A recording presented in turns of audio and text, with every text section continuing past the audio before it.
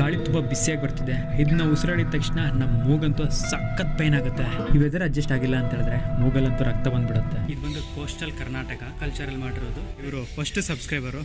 ಇಲ್ಲಿ ನೆಲದ ಮೇಲೆ ತಿಂಡಿ ಹಾಕಿದ ತಕ್ಷಣ ಏನೂ ಬೇಜಾರು ಮಾಡ್ಕೊಳ್ದೆ. ಅರೆ ಇದು ತಿಂಡಿ ಇಲ್ಲ ಅಂತೇಳಿ ಆ ಬಳಂಗನೆಲ್ಲ ಕರ್ಕೊಬಂದು ತಿಂತಿರ್ತವೆ ಇದೀವಿ ಅಂತ ಹೇಳ್ಬಿಟ್ಟು ಒಳಗಡೆ ಹೋಗಿದ ತಕ್ಷಣ ಪ್ರತಿಯೊಂದು ಸ್ಟೇಟ್ದು ಅಲ್ಲಿನ ಕಲ್ಚರ್ ಹೇಗಿರುತ್ತೆ ಅನ್ನೋದನ್ನ ಕಣ್ಣು ಕುಕ್ಕೋ ತರ ತೋರಿಸುತ್ತೆ. ಪ್ರತಿಯೊಂದು ಸ್ಟೇಟ್ ಅಲ್ಲೂ ಒಂದು ಡಿಫ್ರೆಂಟ್ ತರದ್ದು ಇರ್ತದೆ.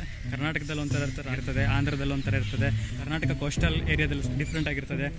ಈ ತರ ಪ್ರತಿಯೊಂದು ಸ್ಟೇಟ್ದು ಒಂದು ಡಿಫ್ರೆಂಟ್ ಆಗಿ ಎತ್ತಿನ ಗಾಡಿಗಳಿದೆ. ಕೆನಾಲ್ ಗೊಂಬೆಗಳು ಕರಕುಶಲ ಮರದ ಗೊಂಬೆಗಳಾಗಿವೆ. ಇದು ನಮ್ಮ ಕರ್ನಾಟಕದ ಕೊಪ್ಪಳ ಕೆನಾಲ್ ಗ್ರಾಮದಿಂದ ಹುಟ್ಟುಕೊಂಡಿದೆ. ಕೊಂಡ್ರೆ ಒಳ್ಳೆ ಮಮ್ಮಿ ರಿಟರ್ನ್ಸ್ ಬಂದಂಗಿದೆ. ಈಜಿಪ್ಟ್ಗೆ ಕತ್ಲಾಗಿ ಡಾರ್ಕ್ನೆಸ್ ಆಗಿ ಮಾಡಿದ್ರು. ಒಬ್ರು ಕೆಳಗಡೆ ಕೆಲಸ ಮಾಡದೆ ಸ್ವಂತ ಏನಾದರೂ ಮಾಡ್ತೀವಲ್ಲ ಅದರಲ್ಲಿ ಬರೋ ಅಷ್ಟು ಸ್ಯಾಟಿಸ್ಫೈಡು ಬೇರೆ ಯಾವುದ್ರಲ್ಲೂ ಬರಲ್ಲ ಅನಿಸ್ತು. ಆ ಡಾಕ್ಯುಮೆಂಟ್ರಿ ನೋಡಿದ ತಕ್ಷಣ ನನಗೆ ಆ ಫೀಲ್ ಆಯಿತು. ಹೇಳ್ತಿದ್ದೀನಲ್ಲ, ನಿಮಗಂತೂ ನೀವು ಮ್ಯೂಸಿಯಮಲ್ಲಿ ಇದ್ದೀನಿ ಅನ್ನೋ ಫೀಲ್ ಅಂತೂ ಆಗೋದೇ ಇಲ್ಲ. ಯಾವುದೋ ಒಂದು ದೊಡ್ಡ ಶಾಪಿಂಗ್ ಮಾಲಲ್ಲಿ ಇದ್ದೀನಿ ಅನಿಸುತ್ತೆ. ಇದು ಸಿಮೆಂಟೇನಾ? ಹಾಂ ನೋ ಸಿಮೆಂಟೇ ಹುಡ್ಡೆ ಟಚ್ ಕರ್ದಿ. ಹನುಮಾನ್ ಜಿ ಶ್ರೀರಾಮಚಂದ್ರ ಪ್ರಭು, ಸೀತಾಮಾತಾ, ಲಕ್ಷ್ಮಣ. ಸೊ ಮಣ್ಣಿಂದ ಗೊಂಬೆಗಳು ಮಾಡಿಕೊಡ್ತವ್ರೆ. ಸೊ ಅದನ್ನ ಎತ್ಕೊಬಂದು ಗೊಂಬೆ ನಿಮ್ಗೆ ಏನು ಬೇಕಾದ್ರೆ ಪಾಟು ಏನಾದರೂ ಬೇಕಿದ್ರೆ ಥರ ಮಾಡಿಕೊಡ್ತಾರೆ. ನಾವೀಗ ಇಂಡಿಯಾದಲ್ಲೇ ಲಾರ್ಜ್ ನ್ಯಾಷನಲ್ ಕ್ರಾಫ್ಟ್ ಮ್ಯೂಸಿಯಂ ಮುಂದೆ ಇದ್ದೀವಿ.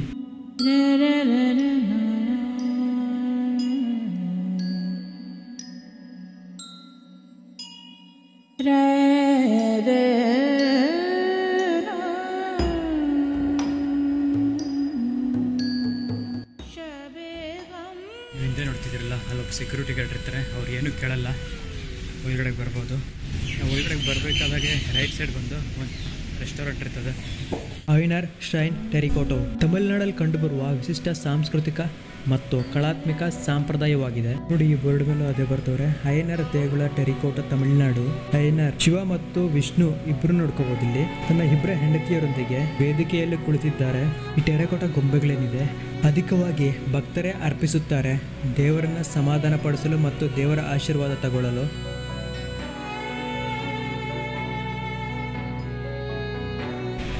ನಾವು ಅಲ್ಲಿಂದನೇ ಬಂದಿದ್ದು.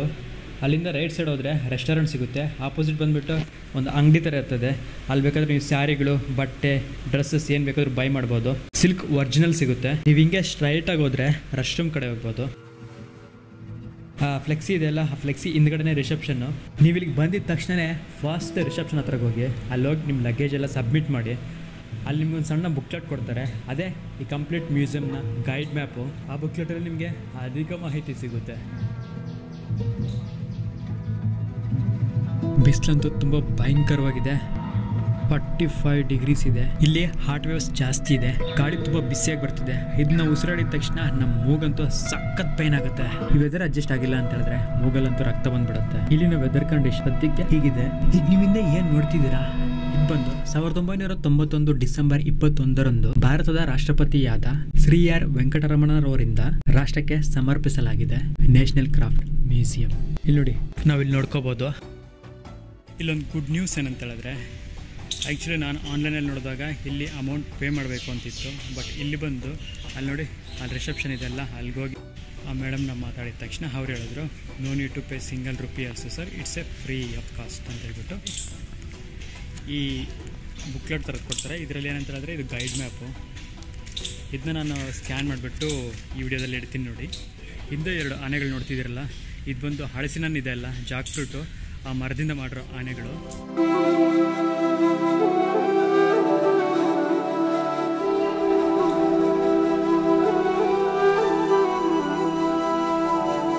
ಇದು ಬಂದು ಕೋಸ್ಟಲ್ ಕರ್ನಾಟಕ ಕಲ್ಚರಲ್ ಮಾಡಿರೋದು. ಈ ವುಡನ್ ಎಲಿಫೆಂಟ್ ಇದೆಲ್ಲ, ಇದು ಬಂದು ಬಿಡಿ ಎಷ್ಟೊಂದು ಬ್ಯೂಟಿಫುಲ್ ಆಗಿದೆ. ಅದು ನಮ್ಮ ಕರ್ನಾಟಕ ಕಡೆಯಿಂದ. ಮೊದಲಿಗೆ ಎಂಟ್ರಿ ಕೊಟ್ಟ ತಕ್ಷಣ ಫಸ್ಟ್ ನೋಡೋದು ನೀವು ಇದನ್ನೇ.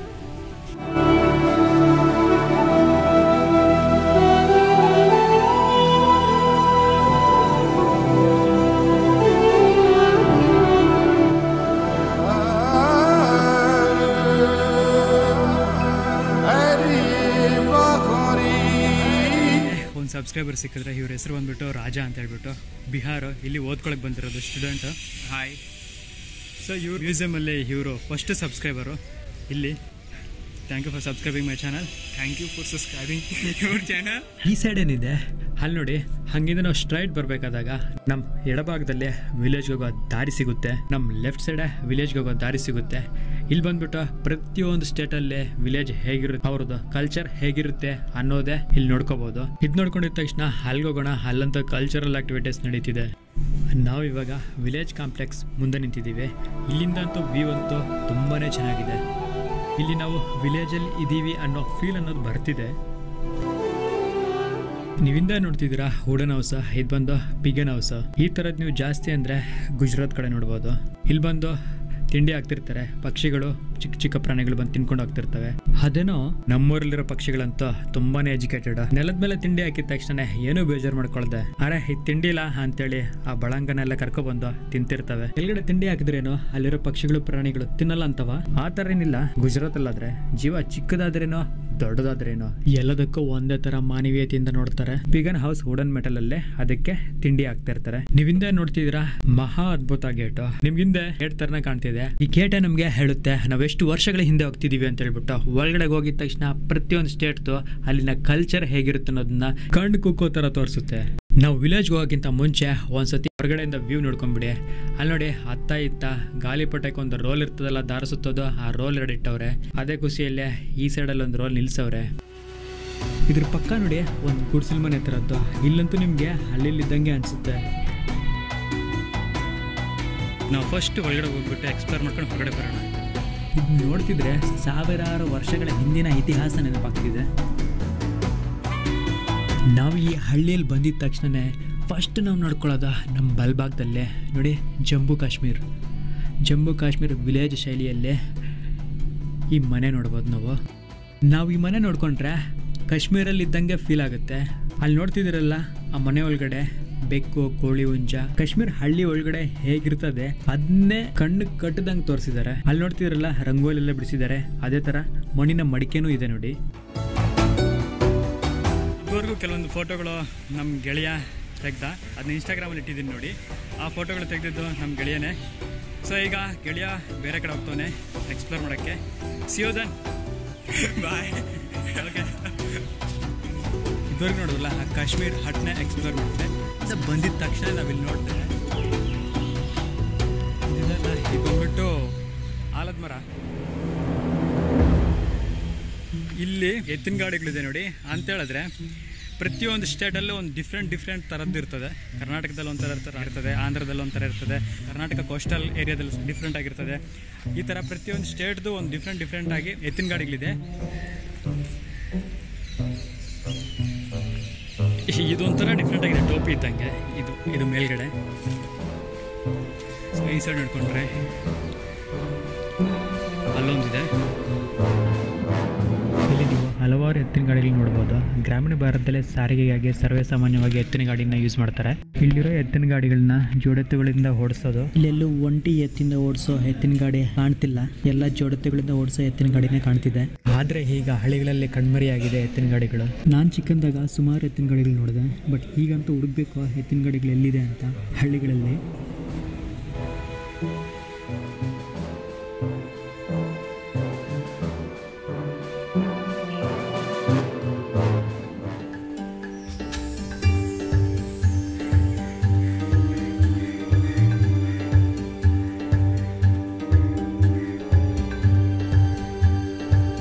ಗಾಡಿಯಿಂದ ಮುಂದಕ್ಕೆ ಬಂದಿದ ತಕ್ಷಣ ಇಲ್ಲಿ ನಾವು ನೋಡಿಕೊಂಡ್ರೆ ಬರೀ ಇಲ್ಲೆಲ್ಲ ವಿಲೇಜ್ ಥರದ ಗುಡಿಸಲುಗಳೆಲ್ಲ ಜಾಸ್ತಿ ಇದೆ. ಬಟ್ ನೀವು ಒಂದು ಸತಿ ಒಳಗಡೆ ಬಂದಿದ ತಕ್ಷಣ ಯಾವುದೇ ಕಾರಣಕ್ಕೂ ನೀವು ಡೆಲ್ಲಿಲಿದ್ದೀರಾ ಅಂತ ಅಂದ್ಕೊಳ್ಳೋಕ್ಕೆ ಆಗೋದೇ ಇಲ್ಲ. 100% ನೀವು ವಿಲೇಜಲ್ಲಿ ಇದ್ದೀರಾ ಅನ್ನೋ ಫೀಲೇ ಬರ್ತದೆ. ಇಲ್ಲಿರೋ ದೊಡ್ಡ ದೊಡ್ಡ ಮರಗಳು, ರಾಗಿ ಮರ, ಬೇವಿನ ಮರ, ಆಲದ ಮರ, ಸೇಮು ಅಲ್ಲಿ ಅವ್ರ ಕಲ್ಚರ್ದು.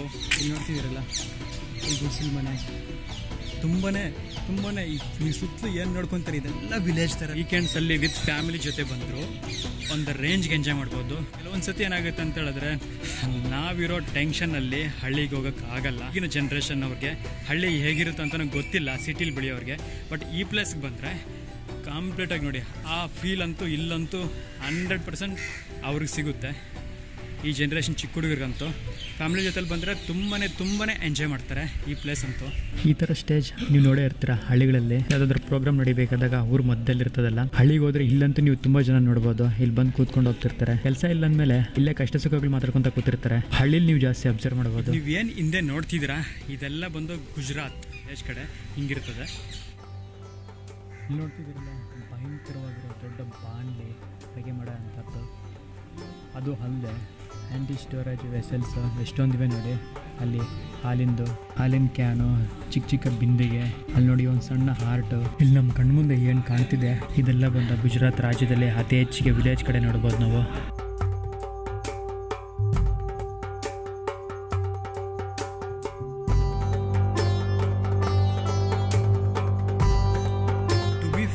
ನಾನಂತೂ ಧರ್ಮಸ್ಥಳದಲ್ಲಿ ಮಾತ್ರ ಈ ಥರದ್ದು ನೋಡಿರೋದು. ಮ್ಯೂಸಿಯಮಲ್ಲಿ ಅಷ್ಟು ದೊಡ್ಡ ಬೇಸನೆ ಅಡುಗೆ ಮಾಡ್ತಾರಲ್ಲ, ಅಷ್ಟು ದೊಡ್ಡದು ಧರ್ಮಸ್ಥಳದಲ್ಲಿ ನೋಡಿದ್ದೀನಿ.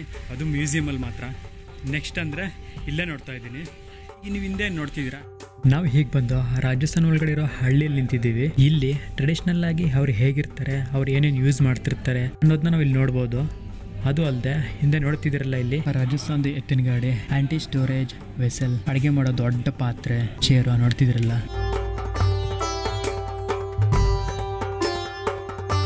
ಇದೆಲ್ಲ ನೋಡ್ತಿದ್ದೀರಾ, ಇದೆಲ್ಲ ರಾಜಸ್ಥಾನ್ ಕಡೆ ಕಡೆದು.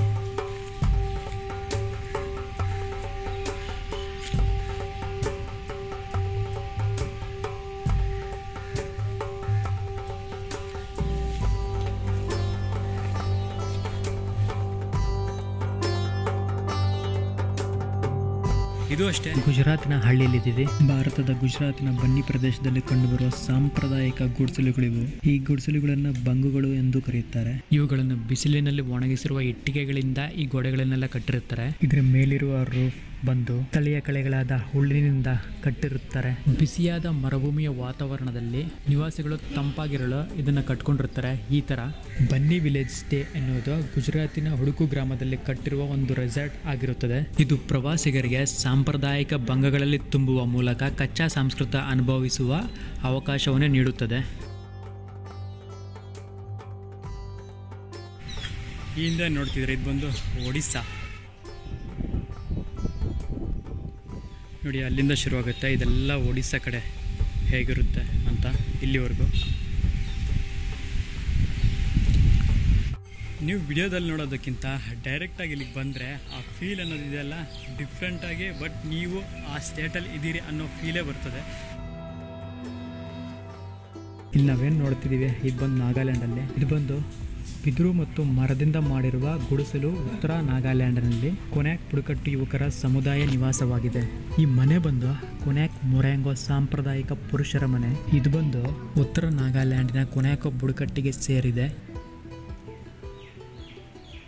ನೀವಿಂದ ನೋಡ್ತಿದ್ದೀರಾ, ಇದು ನಂಗೆ ಸ್ವಲ್ಪ ಡಿಫ್ರೆಂಟ್ ಅನ್ನಿಸ್ತು ನೋಡಿ. ಆ ಡೋರ್ಗೆ ಆ ಆಯುಧಗಳೇನು, ಒಳಗಡೆ ಇದು ಬರೀ ಮೆನ್ಸ್ಗಂತ ಏನು ಅನ್ನೋದೊಂದು ಸ್ವಲ್ಪ ಡಿಫ್ರೆಂಟ್ ಅನ್ನಿಸ್ತು.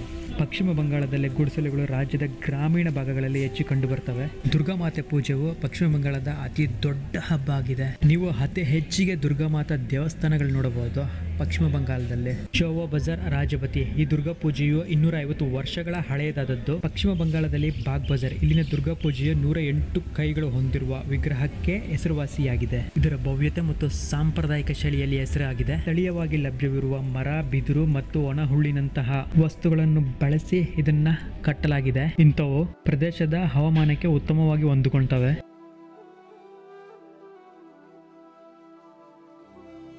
ಹಳ್ಳಿ ಮಧ್ಯದಲ್ಲಿ ನಿರ್ಮಿಸಿರೋ ಸ್ಟೇಜ್ ಮುಂದೆ ನಿಂತಿದ್ದೀವಿ.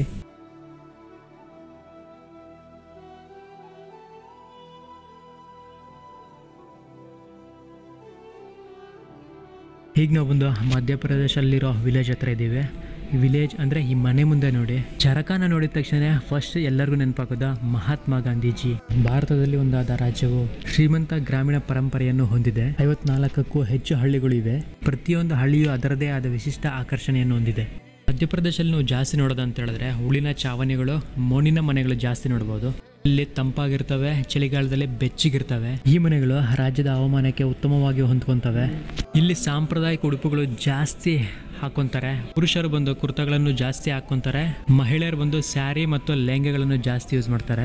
ಈ ಹಳ್ಳಿಗಳು ರೋಮಾಂಚಕ ಸಾಮಾಜಿಕ ಜೀವನವನ್ನು ಹೊಂದಿದೆ. ಇದೆಲ್ಲ ಮಧ್ಯಪ್ರದೇಶ ಕಡೆ ಇದೆ ನೋಡಿ. ಮೊಬೈಲ್ ಓವರ್ ಹೀಟ್ ಆದಾಗ ನಾನು ಏನು ಮಾಡ್ತೀನಿ ಅಂತ ಹೇಳಿದ್ರೆ ನೋಡಿ, ಇಲ್ಲಿ ಬಂದು ಸೇಮ್ ಐಸ್ ವಾಟರ್ ಹೇಗಿರುತ್ತೋ ಹಂಗಿರುತ್ತೆ. ಬಂದು ನೋಡಿ,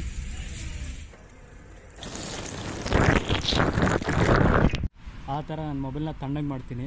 ರಾಜಸ್ಥಾನದ ಹಳ್ಳಿಗಳು ವರ್ಣರಂಜಿತ ಸಂಪ್ರದಾಯಗಳು, ವಾಸ್ತುಶಿಲ್ಪದ ಅದ್ಭುತಗಳು. ಮನೆಗಳು ಸಾಂಪ್ರದಾಯಿಕವಾಗಿದ್ದು ಮನೆಗಳನ್ನು ಹೂಳಿನ ಚಾವಣಿಯೊಂದಿಗೆ ಮಣ್ಣು ಮತ್ತು ಸಗಣಿಯಿಂದ ತಯಾರಿಸಲಾಗುತ್ತದೆ ಮತ್ತು ಬೆಚ್ಚಗಿನ ಆತಿಥ್ಯಗಳ ರೋಮಾಂಚಕ ವಸ್ತ್ರಗಳಾಗಿವೆ. ರಾಜಸ್ಥಾನದಲ್ಲಿ ಆರ್ಥಿಕತೆಯ ಮುಖ್ಯ ಆಧಾರವೆಂದರೆ ಜೋಳ, ಬೇಳೆಕಾಳುಗಳನ್ನು ಬೆಳೀತಾರೆ. ಪಶುಪಾಲನೆಯು ಮುಖ್ಯ ಆದಾಯದ ಮೂಲವಾಗಿದೆ. ಇವರ ಸವಾಲುಗಳೆಂದರೆ ರಾಜಸ್ಥಾನದಲ್ಲಿ ನೀರಿನ ಕೊರತೆ ಅತಿ ಹೆಚ್ಚು ಕಂಡು ಬರ್ತದೆ. ಉದ್ಯೋಗ ಅವಕಾಶಗಳು ಅಷ್ಟೇ ಅತಿ ಕಮ್ಮಿ ಇರ್ತವೆ. ನೀವು ಹಿಂದೆ ನೋಡ್ತಿದ್ದೀರಾ, ಇದೇ ಹಿಂದಿನ ಕಾಲದಲ್ಲಿ ಆಯಿಲ್ ಮಿಲ್ಲು, ಆಯಿಲ್ ಮಿಷನ್. ಅಲ್ಲಿ ನೋಡ್ತಿದ್ರಲ್ಲ, ಅಲ್ಲಿ ಬಂದು ಬಿತ್ತನೆ ಬೀಜಗಳಾಗ್ತಾರೆ. ಅಲ್ಲಿ ಸೆಂಟ್ರಲ್ ನೋಡ್ತಿದ್ರಲ್ಲ, ಕಲ್ಲಿನ ಥರದ್ದು ಆ ಭಾರಕ್ಕೆ ಆ ಬೀಜಗಳ ಮೇಲೆ ಪ್ರೆಷರ್ ಬಿದ್ದು ಕೆಳಗಡೆ ನೋಡ್ತಿದ್ರಲ್ಲ, ಒಂದು ರೋಲ್ ಥರ ಇದೆ. ಆ ರೋಲ್ಗೆ ಡೈರೆಕ್ಟಾಗಿ ಎತ್ತುಗಳನ್ನು ಕಟ್ಟಿರ್ತಾರೆ. ಅದು ಸುತ್ತೋದ್ರಿಂದ ಆ ಬೀಜಗಳ ಮೇಲೆ ಪ್ರೆಷರ್ ಬಿದ್ದು ಇದೆಲ್ಲ ನುಜ್ಜು ನುಜ್ಜಾಗಿ ಬರೋದೆ ಆಯಿಲ್. ಇದೇ ಪದ್ಧತಿನ ಯೂಸ್ ಮಾಡ್ತಿದ್ರು ಹಳ್ಳಿಗಳಲ್ಲಂತೂ. ಹಳ್ಳಿಗಳಲ್ಲಿ ಹುಟ್ಟಿ ಬೆಳೆದಿರೋರಿಗೆ ಇದರ ಪರಿಚಯವೇ ಬೇಕಾಗಿಲ್ಲ. ಇದನ್ನೆಲ್ಲ ನೋಡಿರ್ತಾರೆ. ಆದರೆ ಸಿಟಿಲಿರೋರು ಇಂಥದನ್ನ ನೋಡಿರೋದಿಲ್ಲ. ಅವ್ರಿಗೆ ಈ ಪರಿಚಯ.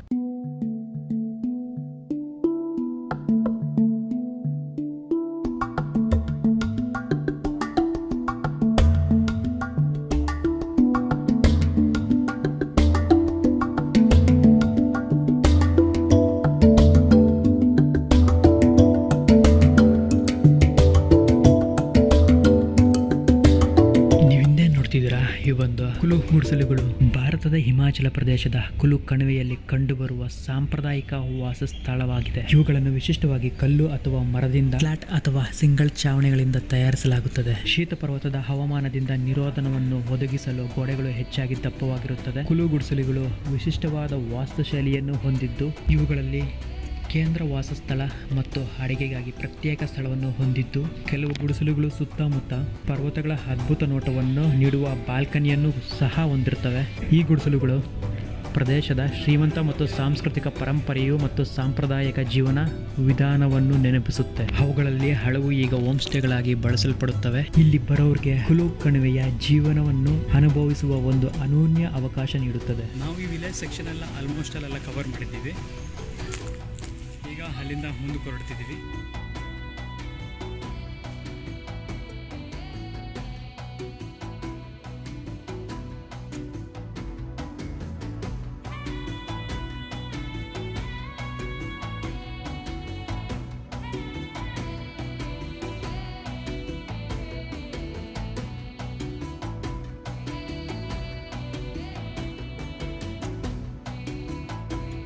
ನಾವಿಲ್ಲಿ ನೋಡ್ಕೊಂಡ್ರೆ ಇನ್ನು ಡಿಫ್ರೆಂಟ್ ಕೈಂಡ್ ಆಫ್ ನೋಡಿ, ಈ ಥರ ಹರ್ಟ್ಸ್ ನೋಡ್ಕೋಬೋದು.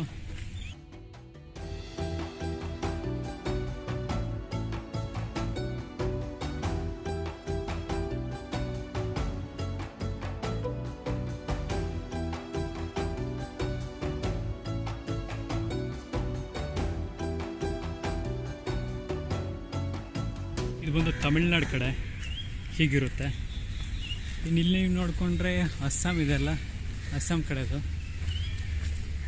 ನೋಡಿ, ಇದೆಲ್ಲ ಅಸ್ಸಾಂ ಕಡೆ ಹೀಗಿರುತ್ತೆ. ಇದು ಅಷ್ಟೇ ಗುಜರಾತ್ ಕಡೆನೂ ಹೀಗಿರುತ್ತೆ. ಆಲ್ಮೋಸ್ಟ್ ನಾವೆಲ್ಲ ಕ್ಲಿಯರಾಗಿ ಕಂಪ್ಲೀಟ್ ಮಾಡಿದ್ದೀವಿ ವಿಲೇಜ್ ಸೈಡು. ಇನ್ನು ಈ ಸೈಡ್ ಬಂದ್ಬಿಟ್ಟು ಅವ್ರದ್ದು ಸ್ಟಾಫ್ ಕಂಪ್ಲೀಟ್ ವಿಲೇಜ್ನ ಎಕ್ಸ್ಪ್ಲೋರ್ ಮಾಡಿದ್ದೀವಿ. ಸೊ ಅಲ್ಲಿಂದ ಹೊರಗಡೆ ಬಂದರೆ ನಾವು ಫಸ್ಟ್ ನೋಡ್ಕೊಳ್ಳೋದು ಈ ಸೈಡ್ ಬಂದ್ಬಿಟ್ಟು ಒಂದು ಫಂಕ್ಷನ್ ಹಾಲ್ ಥರ ಕಾಣುತ್ತೆ. ಏನಾದರೂ ಕಲ್ಚರಲ್ ಆ್ಯಕ್ಟಿವಿಟೀಸ್ ಮಾಡೋದಕ್ಕೆ ಹಾಲ್ ಅಂತೂ ತುಂಬ ದೊಡ್ಡದಾಗಿದೆ. ರಾಜ್ವಾರ್ ಗುಡಿಸಲುಗಳು ಭಾರತದ ಛತ್ತೀಸ್ಗಢ ರಾಜ್ಯದ ಕೆಲವು ಭಾಗಗಳಲ್ಲಿ ವಾಸಿಸುವ ಬುಡಕಟ್ಟು ಜನಾಂಗದ ರಾಜ್ವಾರ್ ಸಮುದಾಯದ ಸಾಂಪ್ರದಾಯಿಕ ವಾಸಸ್ಥಳವಾಗಿದೆ. ಸೊ ಇದುವರೆಗೂ ಬಂದ್ಬಿಟ್ಟು ಅಲ್ಲೊಂದು ಫಂಕ್ಷನ್ ಥರ ನಡೀತಿತ್ತು. ಇಲ್ಲೆಲ್ಲ ತುಂಬ ಜನ ಇದ್ದರು. ಸೊ ಈಗ ಬಂದು ಅವ್ರು ರೆಸ್ಟ್ ಮಾಡ್ತಾರೆ. ಈಗ ಬಂದು ಆಲ್ಮೋಸ್ಟ್ ಅಲ್ಲಿ 1 ಗಂಟೆ ಆಗ್ತಾ ಬರ್ತಿದೆ. ಭಯಂಕರ ಬಿಸಿಲು, ಇಲ್ಲಿ ಜನರು ಯಾರು ಇಲ್ವಲ್ಲ, ಕ್ರೌಡ್ ತುಂಬ ಕಮ್ಮಿ ಇದೆ. ಸೊ ಅದಕ್ಕೆ ಅವರು ಈಗ ರೆಸ್ಟ್ ಮಾಡ್ತವ್ರೆ. ಇಲ್ಲ ಅಂತ ಹೇಳಿದ್ರೆ ನಾನು ಅದು ನಿಮಗೆ ತೋರಿಸ್ತಿದ್ದೆ. ರಿಮೈನಿಂಗ್ ನೀವು ಇಲ್ಲೆಲ್ಲ ನೋಡ್ಕೊಂಡ್ರೆ, ಸೊ ನೀವು ಮೈನ್ ನೋಡೋದಂತಂದರೆ ಆ ಸೈಡ್ ವಿಲೇಜ್ ಇದೆಲ್ಲ ಅದು ನೋಡ್ಕೊತೀರ, ಪ್ರತಿಯೊಂದು ಸ್ಟೇಟ್ ಹೇಗಿರುತ್ತೆ ಅಂತ ಹೇಳ್ಬಿಟ್ಟು. ಸೊ ಅಲ್ಲಿಂದ ನೀವು ಮುಂದಕ್ಕೆ ಬಂದಿದ ತಕ್ಷಣ ನೀವು ಇಲ್ಲಿ ನೋಡ್ಕೊಳ್ಳೋದು ಅಂತ ಹೇಳಿದ್ರೆ, ಇಲ್ಲಿ ಕಲೆಕ್ಷನ್ ಇರ್ತದೆ, ಬಟ್ಟೆ ಕಲೆಕ್ಷನ್. ನೀವು ಬೈ ಮಾಡೋಂಗಿದ್ರೆ ಮಾಡ್ಬೋದು. ಈ ಬಟ್ಟೆ ಕಲೆಕ್ಷನ್ ಇರ್ತದೆ. ಇನ್ನು ವಾಲೆಟ್ಗಳು ತುಂಬಾ ಇದೆ. ಅಲ್ಲಿ ನೋಡಿ, ಅಲ್ಲಿ ವಾಲೆಟ್ಗಳಿವೆ, ಇನ್ನು ತುಂಬ ಇವೆ. ಟೀ ಶರ್ಟ್ಸ್ ಇದೆ. ಇದನ್ನೆಲ್ಲ ನೀವು ಬೈ ಮಾಡೋಕ್ಕಿದ್ರೆ ಮಾಡ್ಬೋದು. ಮ್ಯಾನ್ ಮೇಡು ಇವೆಲ್ಲ. ಇದನ್ನ ನೀವು ಮೊದಲೇ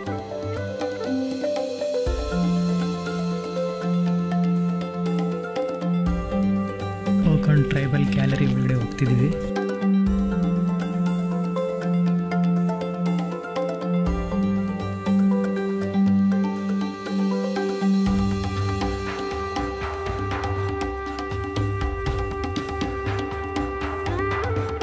ಮೊದಲು ನಾವೊಂದು wooden image of Kathakali characters ನೋಡ್ಬೋದು.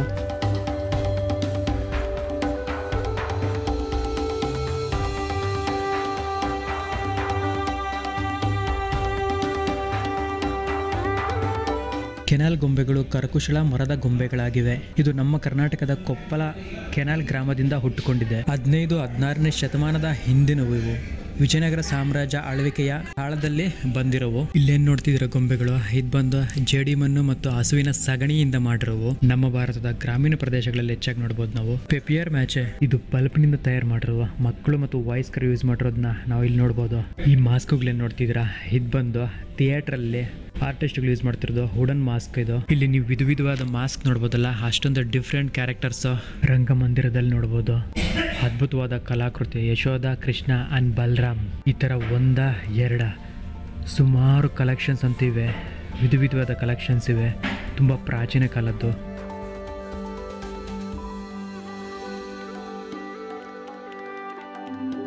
ಇದನ್ನೆಲ್ಲ ನೋಡ್ತಿದ್ರೆ ನಮಗಂತೂ ಒಂದು ಫೀಲ್ ಬರ್ತದೆ, ನಾವು ಸುಮಾರು ವರ್ಷಗಳ ಹಿಂದೆ ಹೋದಂಗಿರ್ತದೆ.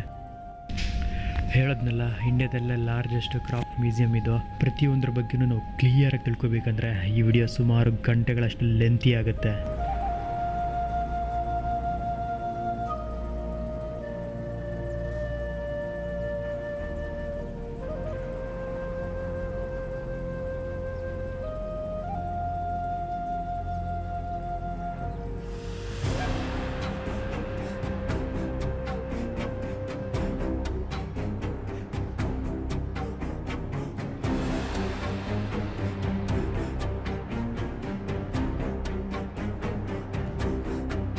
ದುರ್ಗಾ ಮಾತಾ ಮರದಿಂದ ಮಾಡಿರೋದು, ಕೇರಳ ರಾಜ್ಯದ್ದು. ನೋಡ್ಕೊಂಡ್ರೆ ಒಳ್ಳೆ ಮಮ್ಮಿ ರಿಟರ್ನ್ಸ್ ಬಂದಂಗಿದೆ ಈಜಿಪ್ಟ್ಗೆ. ಕತ್ಲಾಗಿ ಡಾರ್ಕ್ನೆಸ್ ಆಗಿ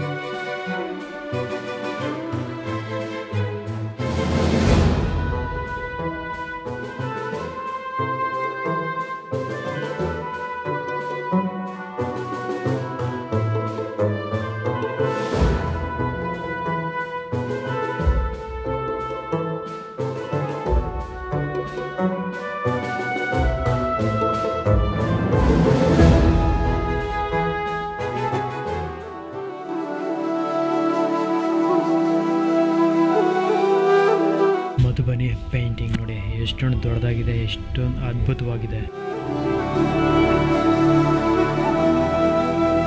ಪೇಂಟಿಂಗ್ನ ಹಾಳು ಮಾಡ್ತಾರೆ ಅಂತೇಳಿ ಒಳಗಡೆ ಹೋಗೋಂಗಿಲ್ಲ. ಚಿಕ್ಕ ಚಿಕ್ಕ music instruments.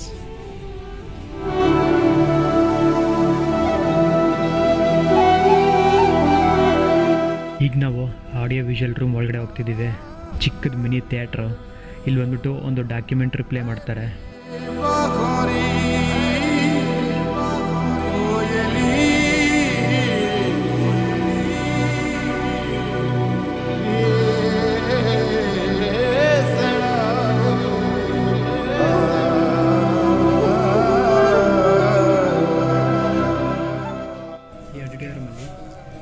Feel, think, act, breathe and rest.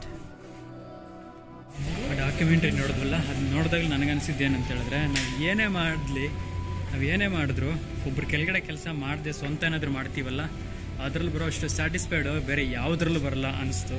ಆ ಡಾಕ್ಯುಮೆಂಟ್ರಿ ನೋಡಿದ ತಕ್ಷಣ ನನಗೆ ಆ ಫೀಲ್ ಆಯಿತು. ಲಕ ಲಕ ಲಕ ಲಕ ಲಕ ಇಲ್ಲಿ ನೋಡಿ ಎಬೋರ್ಡ್ದ ಗ್ಯಾಲರಿ ಏನಾದರೂ ಕಲೆಕ್ಷನ್ಸ್ ಇದೆಯಾ? ಅದ್ಭುತವಾಗಿದೆ ಅಲ್ಲ. ನನಗೆ ಈ ಭಾಗ ಅಂತೂ ತುಂಬಾ ಇಷ್ಟ ಆಯಿತು. ಇಷ್ಟೇ ಅಲ್ಲ, ಇನ್ನು ಮುಂದೆ ನೋಡಿ ಬೇಜಾನಿದೆ. ಇಲ್ಲಿ ಖಾದಿ ಬಟ್ಟೆಗಳಿಗೆ ಸಂಬಂಧಪಟ್ಟಿರೋದು ತುಂಬಾ ನೋಡ್ಬೋದು ನೀವು ಇಲ್ಲಿ. ಅದು ಅಲ್ಲದೆ ಆ ಪ್ಲೇಟಲ್ಲಿ ಏನು ನೋಡ್ತಿದ್ರೆ ಬೀಜಗಳು ಎಲ್ಲ ಎಲೆಗಳು, ಅದನ್ನ ಯೂಸ್ ಮಾಡೇ ನೋಡಿ ಆ ಗೋಡೆ ಗಣಿಸಲ್ವಾ, ಅದನ್ನೆಲ್ಲ ತಯಾರಿಸಿರೋದು. ಅದಲ್ಲದೆ ಒಂದು ಸತಿ ಈ ವ್ಯೂ ಎಲ್ಲ ನೋಡಿ ನೀವೇ ಆಶ್ಚರ್ಯಕ್ಕೊಳಗಾಗ್ತೀರಾ.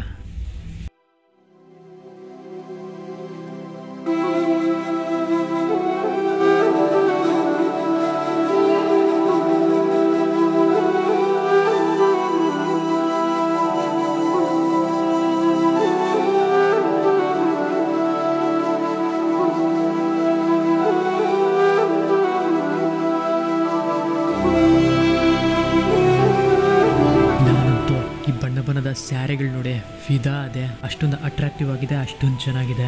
ಈ ಡಿಸೈನ್ಸ್ ಏನು ನೋಡ್ತಿದ್ದೀರಾ, ಇವು ಪ್ರಾಚೀನ ಕಾಲದ್ದು, ತುಂಬ ಹಳೆವು, ತುಂಬ ಅಟ್ರಾಕ್ಟಿವ್ ಆಗಿದೆ, ನೋಡೋದಕ್ಕಂತೂ ತುಂಬಾ ಚೆನ್ನಾಗಿದೆ. ಇಲ್ಲಿ ಪುರುಷರಿಗಿಂತ ಸ್ತ್ರೀಯರು ಬಂದ್ರೇ ತುಂಬ ಹೊತ್ತು ಟೈಮ್ ಸ್ಪೆಂಡ್ ಮಾಡ್ತಾರೆ. ಯಾಕಂದರೆ ಅವ್ರ ಕಣ್ಮನ ಸೆಳೆಯೋದೆ ಫಸ್ಟ್ ಈ ಬಣ್ಣದ ಸ್ಯಾರಿಗಳು.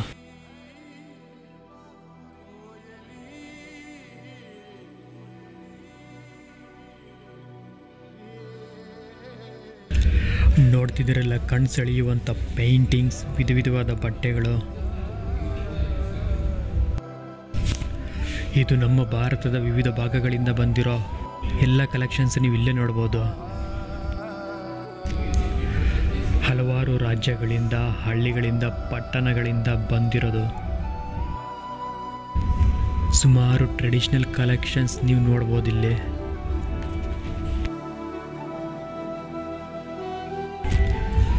ನನಗಂತೂ ಇಲ್ಲಿ ಯಾವುದೋ ಶಾಪಿಂಗ್ ಮಾಲ್ಗೆ ಹೋದಂಗಿದೆ ಹಂಗಿದೆ. ಇಲ್ಲಂತೂ ತುಂಬ ಅಟ್ರಾಕ್ಟಿವ್ ಆಗಿದೆ.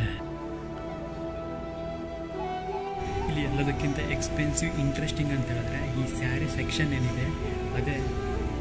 ಬಟ್ ಅದಕ್ಕಿಂತ ಒಂದು ಸ್ವಲ್ಪ ಕಾಸ್ಟ್ಲಿ, ಎಕ್ಸ್ಪೆನ್ಸಿವ್ ನೋಡಿದ ತಕ್ಷಣ ಒಂಥರ ಹಂಗೆ ನೋಡಬೇಕು ಅನಿಸಿದ್ದೆ ಅಂತ ಹೇಳಿದ್ರೆ ಒಂದೊಂದು ಸ್ಯಾರಿ ಒಂದೊಂದು ಅಟ್ರಾಕ್ಟಿವ್ ಆಗಿದೆ ಅಂತ ಹೇಳಿದ್ರೆ ಅಷ್ಟೊಂದು ಅಟ್ರಾಕ್ಟಿವ್ ಆಗಿದೆ. Each and every textile.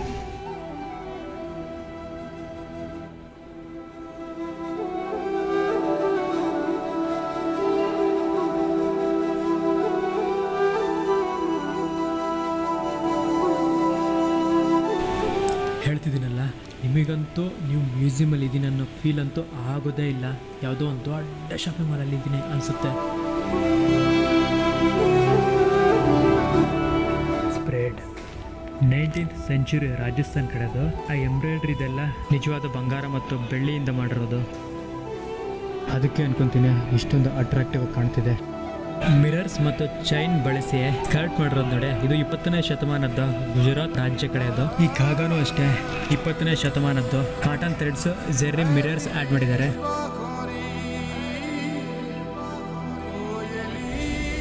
ಇದು ಇದು ಇದು ರಾಜಸ್ಥಾನ್ ಕಡೆದು.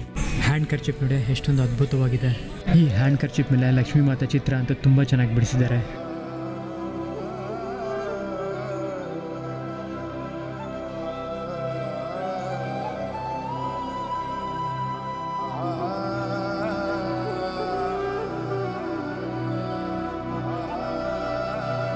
ಅಷ್ಟೇ ಅಲ್ಲ, ಸುಮಾರು ಡಿಸೈನ್ಗಳು ನೋಡ್ಬೋದು ಇಲ್ಲಿ. ಒಂದೊಂದು ಡಿಸೈನ್ ಬಿಡಿಸೋದಕ್ಕಂತೂ ಸುಮಾರು ದಿನಗಳ ತಗೊಂಡಿರ್ತಾರೆ.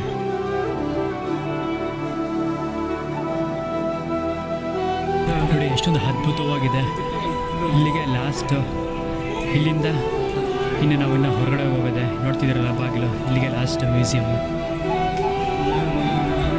ಟೆಕ್ಸ್ಟೈಲ್ಸ್ ಎಷ್ಟೊಂದು ಡಿಫ್ರೆಂಟ್ ನಾವು ಇಲ್ಲಿ ನೋಡಿದ್ವಲ್ಲ.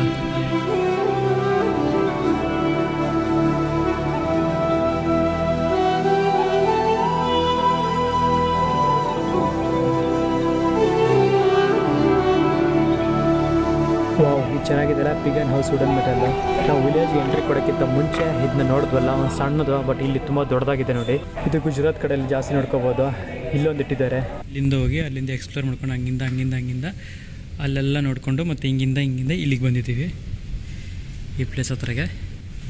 ಇಲ್ಲಂತೂ ನಾಲೆಡ್ಜ್ ಗೈನ್ ಮಾಡೋದಂತೂ ತುಂಬಾ ಇದೆ. ಬಟ್ ನೀವು ಬಂದರೆ ವಿತ್ ಫ್ಯಾಮಿಲಿ ಜೊತೆ ಬನ್ನಿ.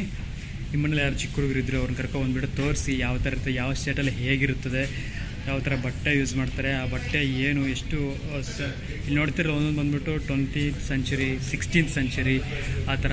ಮತ್ತು ವಿಲೇಜಸ್ ನೋಡಿದ್ರಲ್ಲ, ಡಿಫ್ರೆಂಟ್ ಸ್ಟೇಟ್ಸು ಹೇಗಿರುತ್ತೆ, ಅವ್ರದ್ದೆಲ್ಲ ಮನೆಗಳು ಹೇಗಿರುತ್ತೆ, ಅವ್ರ ಸಂಪ್ರದಾಯ ಹೇಗಿರುತ್ತೆ, ಸೊ ಅವ್ರ ಬಟ್ಟೆಗಳು ಹೇಗಿರುತ್ತೆ ಅನ್ನೋದನ್ನು ಇಲ್ಲಂತೂ ತುಂಬ ಚೆನ್ನಾಗಿ ಮಾಡಿದ್ದಾರೆ. ವಿತ್ ಡಾಕ್ಯುಮೆಂಟ್ರಿ ವಿಡಿಯೋಸ್ ಕೂಡ ತೋರಿಸ್ತಾರೆ. ಇಲ್ಲಂತೂ ಗ್ಯಾಲರಿ ಸೆಕ್ಷನ್ ಅಂತೂ ತುಂಬಾ ಚೆನ್ನಾಗಿದೆ, ಕಲೆಕ್ಷನ್ಸ್ ಅಂತೂ ತುಂಬಾ ಇದೆ.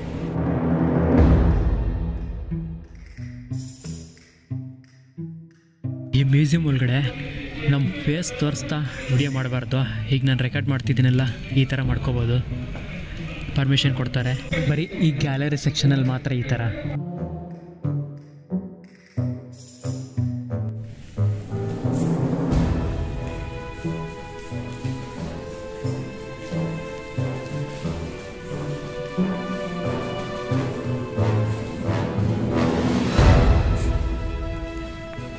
ಫೀಲ್ ಇದೆ ನೋಡಿ.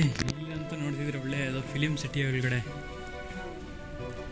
ಹೋದಂಗಿದೆ. ಫಿಲಿಮ್ ಸಿಟಿಲಿ ಇರ್ತದಲ್ಲ ಟೆಂಪ್ರವರಿ ಆ ಥರ. ಇದು ಸಿಮೆಂಟೇನಾ? ಹಾಂ, ನೋ ಸಿಮೆಂಟೇ ಹುಡ್ಡೆ ಟಚ್ ಕರ್ದಿ. ಇವೆಲ್ಲ ಸಿನಿಮಾಗಳಲ್ಲಿ ನೋಡೋದು ಬಿಟ್ರೆ ಇಲ್ಲಿ ನೋಡಿ ರಿಯಲ್ ಆಗಿ ನೋಡ್ತಿದ್ದೀವಿ.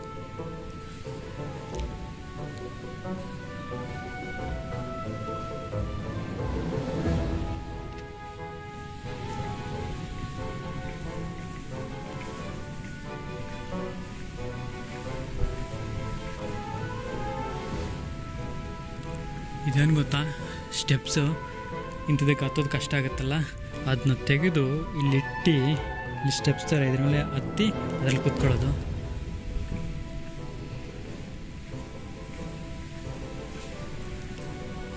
ಹೆಂಗಿದೆ ಡಿಫ್ರೆಂಟಾಗಿ.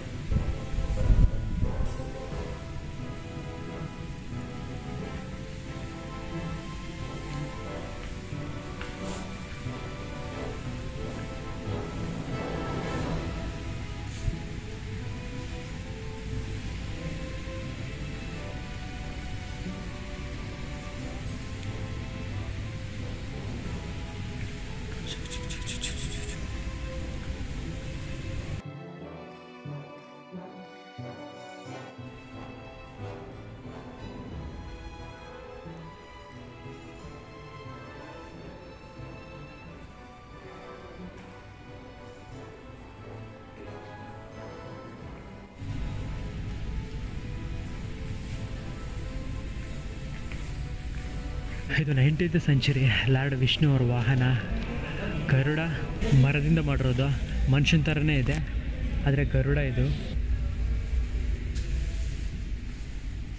ಇಲ್ಲಿ ನೀವು ಸುಮಾರು 13ನೇ ಶತಮಾನ, 19ನೇ ಶತಮಾನ, 16ನೇ ಶತಮಾನ, 15ನೇ ಶತಮಾನ ಜಾಸ್ತಿ ನೋಡ್ಬೋದು ನೀವು ಇಲ್ಲಿ.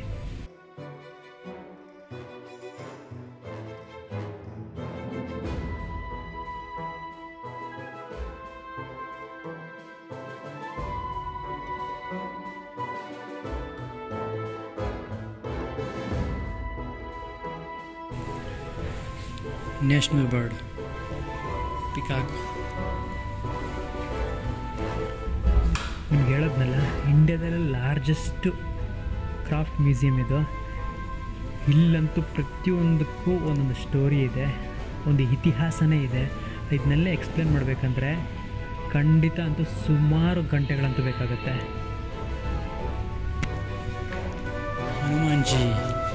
ಹನುಮಾನ್ಜಿ, ಶ್ರೀರಾಮಚಂದ್ರ ಪ್ರಭು, ಸೀತಾಮಾತಾ, ಲಕ್ಷ್ಮಣ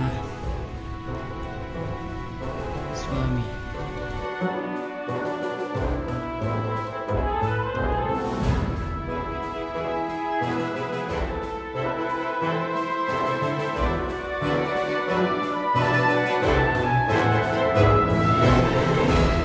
ಇದು ನನಗಿಷ್ಟ ಆಯಿತು. ಏನಂದ್ರೆ ಇದ್ರ ತುಂಬ ನೀರಾಗಿಬಿಟ್ಟು ಇಲ್ಲಿ ಗಂಟ ಇದ್ರ ತುಂಬ ನೀರಾಗಿಬಿಟ್ಟು ಈ ನೀರಿನ ಮೇಲೆ ಫ್ಲವರ್ಸ್ ಇರ್ತಾವಲ್ಲ, ಅದು ಹಾಕಿದ್ರೆ ಸೂಪರ್ ಇರ್ತದೆ. 16th century 15th century ಅಂಥ ಕಲೆಕ್ಷನ್ಸ್ ಇಲ್ಲಿರೋದು.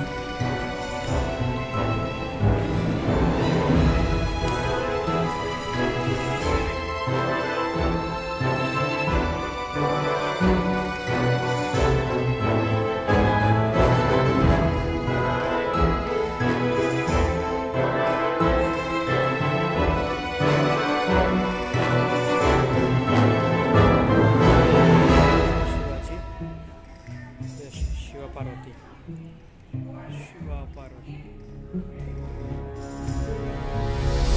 ಇಲ್ಲಿ ನೋಡ್ತಿದ್ದೀರಲ್ಲ, ಇದು ಬಂದ್ಬಿಟ್ಟು ನಮ್ಮ ಕಡೆ ರಥ ತೇರು ಅಂತಲೂ ಅಂತಾರೆ. ನಿಮ್ಮ ಕಡೆ ಏನಂತಾರೆ ಅನ್ನೋದನ್ನ ಕಾಮೆಂಟ್ ಬಾಕ್ಸಲ್ಲಿ ಮೆನ್ಷನ್ ಮಾಡಿ. ಇದುವರೆಗೂ ನಾವೇನು ನೋಡಿದ್ವಿ, ಹಿಸ್ಟಾರಿಕಲ್ ಗ್ಯಾಲರಿ, ಅದರ ಆಪೋಸಿಟೇ ನಿಲ್ಲಿಸಿರ್ತಾರೆ ಈ ರಥನ.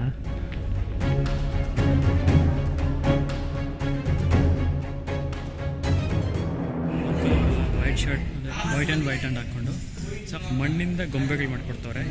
ಸೊ ಅದನ್ನ ಎತ್ಕೊಬಂದು ಗೊಂಬೆ ನಿಮ್ಗೆ ಏನು ಬೇಕಾದ್ರೆ ಪಾಟು ಏನಾದರೂ ಬೇಕಿದ್ರೆ ಆ ಥರ ಮಾಡಿಕೊಡ್ತಾರೆ. ಸೊ ಅದನ್ನ ಎತ್ಕೊಬಂದು ಅಲ್ಲಿ ನೋಡಿ ಬಿಸಿಲಲ್ಲಿ ನೋಡಿ, ಇದು ಈಗ ಮಾಡಿರೋದು ಫ್ರೆಶ್ ಆಗಿ ಒಣಗಕ್ಕೆ ಬಿಸಿಲಲ್ಲಿಟ್ಟಿದ್ದಾರೆ ನೋಡಿ. ಈ ಥರ ಗೊಂಬೆಗಳು ಮಾಡಿಕೊಡ್ತಾರೆ ಅಂಕಲ್ಲು. ಈ ಗೊಂಬೆಗಳು ಇವರೇ ಮಾಡಿರೋದು ಗೊಂಬೆಗಳನ್ನೆಲ್ಲ. ಇಲ್ಲಿರೋ ಭಯಂಕರ ಬಿಸಿಲಿಗೆ ಆದಷ್ಟು ಬೇಗನೆ ಡ್ರೈ ಆಗುತ್ತೆ ಅದು. ಇಲ್ಲೊಬ್ಬ ರಿಸೆಪ್ಷನಿಸ್ಟು ಸ್ಟಾರ್ಟಿಂಗಲ್ಲಿ ಒಂದು ಬುಕ್ಲೆಟ್ ಕೊಟ್ಟಿರಲ್ಲ, ಅದು ಹೋಗಿದೆ. ನಮ್ಮದು ಕ್ಯಾಪ್ ಇತ್ತಲ್ಲ, ಅದನ್ನ ವೆಟ್ ಮಾಡಿ ಆ ಬುಕ್ಲೆಟ್ ಜೊತೆಲಿ ಇಟ್ಟಿದ್ರೆ ಆ ಬುಕ್ಲೆಟ್ ಹರಿದೋಗಿದೆ. ಸೊ ಅದಕ್ಕೆ ಇನ್ನೊಂದ್ಸತಿ ಕೇಳ್ತೀನಿ, ಅವ್ರು ಕೊಟ್ಟರೆ ಅದನ್ನ ತೋರಿಸ್ತೀನಿ ಹೇಗಿರುತ್ತೆ ಅಂತ. ಫೈನಲಿ ಮೇಡಮ್ ತುಂಬ ಒಳ್ಳೆಯವರು, ನಥಿಂಗ್ ಅಂತ ಕೊಟ್ಟರು. ಇದು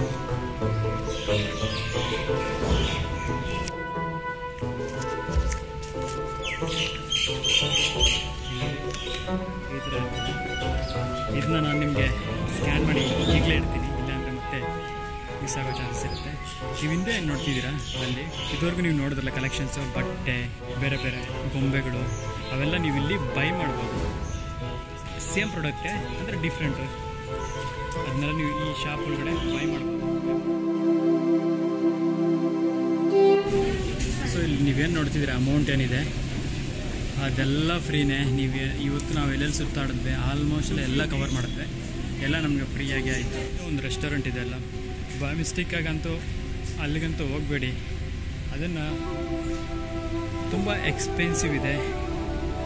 ಸ್ಟಾರ್ಟಿಂಗ್ ಪ್ರೈಸ್ ಬಂದ್ಬಿಟ್ಟು ನೋಡಿ ಇಲ್ಲಿ ಡಿಸ್ಪ್ಲೇ ಮಾಡ್ತೀನಿ, ಎಂಡಿಂಗ್ ಪ್ರೈಸ್ ಬಂದ್ಬಿಟ್ಟು ನೋಡಿ ಇಲ್ಲಿ ಡಿಸ್ಪ್ಲೇ ಮಾಡ್ತಾಯಿದ್ದೀನಿ. ಇದೇ ಮೆನು ಅಲ್ಲಿ. ನೋಡಿದ್ರಲ್ಲ, ಈ ವಿಡಿಯೋ ನಿಮ್ಗೆ ಇಷ್ಟ ಆಯಿತು ಅಂತ ಹೇಳಿದ್ರೆ ನಿಮ್ಮ ರೇಡಿಯೋ ರಮೇಶ್ ಕುಮಾರ್ ಯೂಟ್ಯೂಬ್ ಚಾನಲ್ಗೆ ಲೈಕ್ ಮಾಡಿ, ಶೇರ್ ಮಾಡಿ, ಕಮೆಂಟ್ ಮಾಡಿ.